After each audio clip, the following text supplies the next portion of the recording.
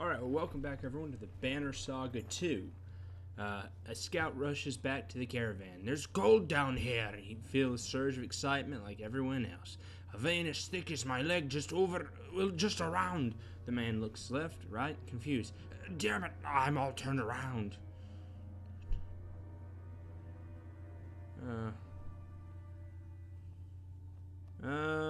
Do we want the gold? I don't know. I like gold. I know the character, he likes gold, right? But does he like dying for gold? Well, he's a mercenary. So how about this? Idiot, you're on the ox duty. Okay. The man frowns but says nothing. Others punch him in the arm and back, disappointed by the false hope. Alright, so it's a lie. Good then. Hello. The man's sudden appearance makes you tense. I didn't mean to sneak up on you. It's something I do. I mean, something I've learned to do. Something that will get you killed if you do it to me again.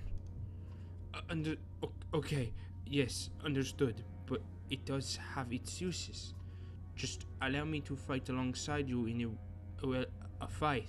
You won't regret it. You scoff and turn away from the man, only to see Gunmadir approach. Okay, I don't really remember what his voice was, so, I see you meditate. Strange fellow to have next to you in a fight, but he finds his way through enemy defenses. Then you fight next to him. People near me tend to get hurt, but his injuries won't be an accident. They really do. They really do. He is not the best person to be around. So welcome back to the Banner Saga. It's been a week since I've recorded. I don't know why I go so long. Deitch is walking alongside a woman you have never seen before. He seems captivated by her, but her unfamiliarity nags at you. Ask Folka who she is, yeah. Saw her earlier with another man, Folka says. Must be nice to get so much attention. She realizes you are looking at her and clears her throat. Okay, so I didn't read that right. It's fine. Not that not sure who she is, though. You nod and decide to keep an eye on her. The torches highlight the craggy, where all of the E was coming from. Black rocks and puddles on the path underfoot. They do little to keep everyone together. Sharp turns around boulders quickly block lines of sight. We've lost a few families, Zephyr informs you. We need to stop and find them. Shout, we're over here.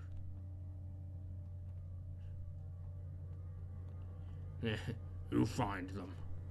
Fine, she says, but you have no idea where you are going, so sit tight. This could take a while. She grabs Nichols and a few other volunteers and backtracks. Hours later, Zephyr and Nickel come back, accompanied by a few families. It's not all of them, but her eyes look sad as she says, it's not important to you anyway. Really not. I want to start playing him right.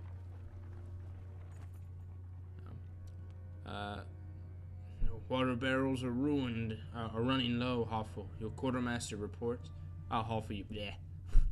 And I'll be damned if I start licking these slimy rocks for a drink. The shield maiden looks at you. If these people start getting desperate for water down here, you cut her off. I know, you say. Send out some scouts. We'll camp here until they return. Some of your ravens and other members of the caravan group up and grab torches, rope, water skins before heading off in different directions. Better catch some rest while you can, Folka says. Nothing to do until they get back anyway. Laying down, you focus on the sound of a small drip somewhere in the cave. It grows louder, like the beat of a drum, like thousands of feet marching behind you. You turn and everyone stops. You see the glowing eyes of your army looking at you in admiration. 100 members break formation to dig holes in the caravan floor and place stone bowls in the depressions. The bowls quickly fill with water, and first is offered to you. You slack your thirst before seeing your red armor reflection in the bowl. What? Oh, okay, it's very confusing. You wake up with a shout and Folka joins you. What is this time? What is it this time? She asked, concerned. Yeah, I dream I was asunder. I led an army of dreads through here. They respect. No, they liked me. The shield maiden has no response. Some of the scouts return with some water, others simply don't return. That's not that big of a deal. A little bit more of a big deal, but not the biggest deal. Rope bridge with wooden planking crosses an open span. The cavern formations. Looks old, Focus says. Narrow, but not meant for carts. You get the Minders to reinforce it. Both Zephyr and Nichols move through the crowd and begin tracing patterns in the air with their staffs. The only thing you see is a slight lift in the bridge, but they walk across first to calm any fears. The caravan crosses without incident. Might as well, yeah? Yeah, well, we're walking through a cave, so I wouldn't be very happy either.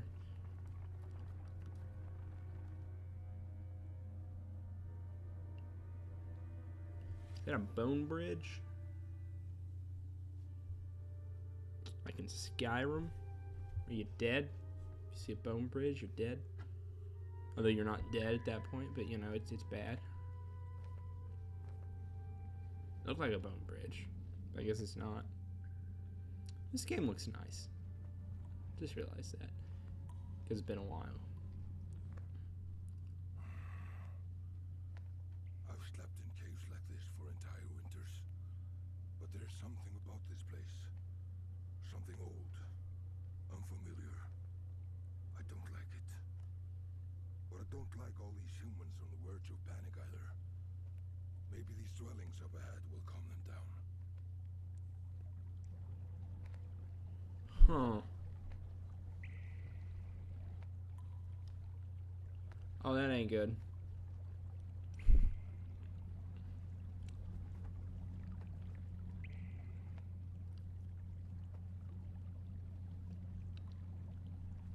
That has me concerned. Like a good bit concerned. Should have filled my water bottle before doing this. I've got like half a cup. Yeah, well, of course, right? Zephyr looks up at the giant shaped formation. Is it shaped like a giant, or is it just giant and shaped? And it is glittering with strange, glowing patterns. The Vulcan know almost nothing about this ancient racist culture, let alone their god, Vesna. The name alone might be wrong, but we have framework of letters based on repeated patterns found around here.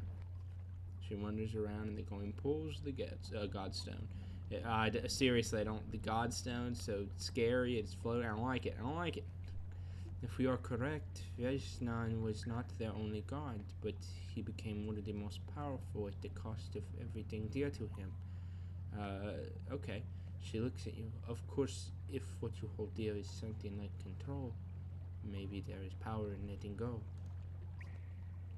Gems of various sizes and shapes are found embedded in surrounding stones. The clansmen are soon hammering away in an attempt to pry a particularly large gem loose, bringing hammers echoes through the deep.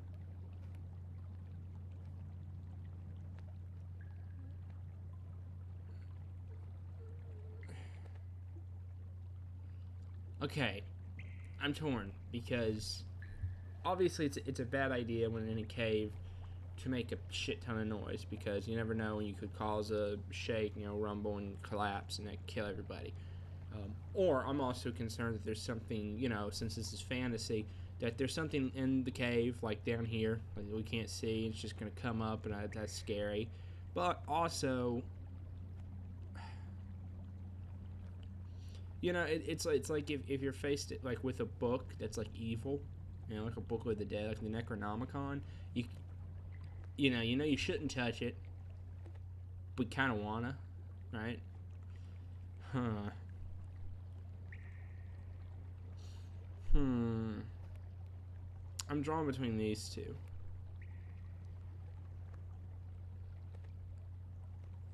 This sounds less boring. You push your man aside and start working your hands at the stone. As you toy, you get more and more furious at the stone. The men's baleful eyes on you cause you to start shouting at them. You are soon sweating and frothing at the corners of your mouth as the others laughing at you. Are the others laughing at you? Giggles from children cause you to spin around, changing their expression to fear. Laughing at me. You laughing at me. Okay, that's better. Could do better. I don't want to do it though. You hit the stone until your fists are bloody and your vision just as red. The gem shatters with a loud crack and the stone splinters around it. That's not good. Volka throws her shield over several children, but a chunk of stone hits her in the nose hard enough to break it. As the dust settles, you feel exhausted. The clansmen stare at you with fear in their eyes. Zephyr tends to the wounded, completely ignoring you.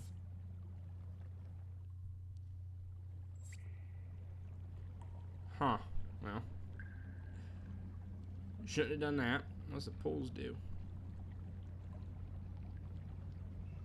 I will talk to people first. Really feel stupid now.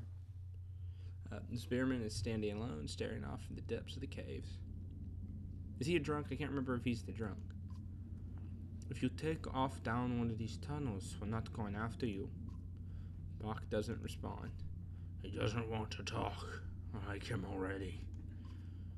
Do you know the worst part about it all? Never mind, I don't like him. Volker gives you a look before turning to Bach. Tell me the best part of it all first. The best part. It may all be over sooner than we think. You squint, not liking his words. That's not really what I meant, but go ahead. What's the worst part of everything? It's the silence. You give Volker a look. He hasn't slept near Ollie. That man makes all kinds of strange sounds. That's just noise. There's a silence from the loneliness. Volker inhales sharply. He's hit a sore spot. Maybe these tunnels and caves make it worse. There used to be days of talk. We used to laugh. Are you talking about your Feyan spear again? Buck turns and stares at you with eyes of a man undecided on going mad. Lofin helps where she can, but no, there was another. Now there's an endless hole shaped like her. If I don't keep filling it with work or drink, he walks away without finishing his thought. Keep an eye on him. I'm the only one who gets to lose their mind and start killing. I could have done better. I'm just screwing up these reads, okay? He's not crazy. She's alone. Whoever she was, he still thinks she was the greatest. I'm jealous of her. It would be nice to have someone feel that way about me. You shake your head, snort, and walk away. Fae and humans. So I had a thought. Do Varl have genitalia? Right? Because there's no women. They don't reproduce. So they probably don't have genitals. So if there's any, fan art of them having genitals, you're wrong. They don't got them. This guy looks weird. The young Minder stands tall and proud as you approach. Bolver, I was wondering about what it takes to become a raven. I've never heard stories about the tests or trials to join East Terry Test. Excuse me. I had to tickle my throat. What do you care? Aren't you Zephyr's lackey? Well, apprentice, yes. I'm a full Minder training because what? I'm a full Minder training to become a Volca. I'm a full Minder training to become. Oh, okay. I'm a full Minder training to become. Got it. The part of our training requires world experience. Couldn't you work with a blacksmith or something? Nichols frowns at her. Would you kill someone for coin? Kill for... I mean, I guess if that was the job. Volker walks up and clamps a hand on one of Nichols' now sagging shoulders. Most of what we do never makes it into the skull of the songs. I guess I need to think on this a bit more. Let us know in Manar.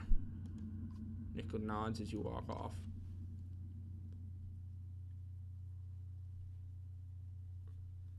Yeah. So, today is day 1 of E3. That's kind of cool, right? Oh, no, hold on.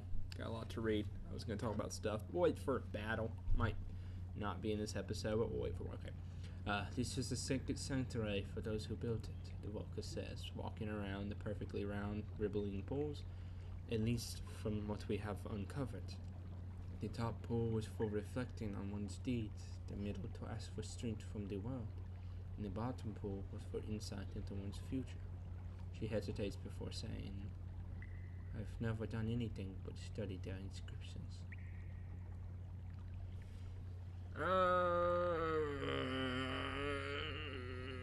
Let's do this one. Okay.